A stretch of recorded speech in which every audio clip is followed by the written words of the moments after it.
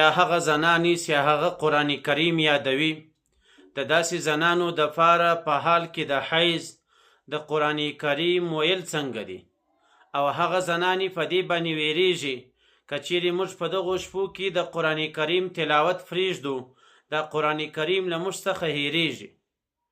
د دې مسئلې جواب دا دی چې د داسې زنانو دپاره په حال کې د حیض د قرآن کریم تلاوت کول خو جائز نه دي، لیکن قرآن کریم په زړه کې ویل، قرآن کریم ته کتل او داسې د قرآن کریم صفحه په یو جامه باندې په یو قلم باندې اړول څه پروا نه لري. نو د داسې زنانو دپاره پکار ده چې هغه د قرآن کریم په هېرېدو باندې بیریږي. داسې زنانې باید په حال کې د حیض د قرآن کریم تلاوت ونه کړي، بلکې قرآن کریم په زړه کې وایي، صرف ژبه به نه شوروي. او د داسې زنانو دپاره په حال کې د حیض د ذکر و اذکار د تسبیحاتو کول په شریعت مقدسه کې روا دي. د قرآن کریم څخه بغیر نور هر رقم ذکر و اذکار په حال کې د حیض کولی شي.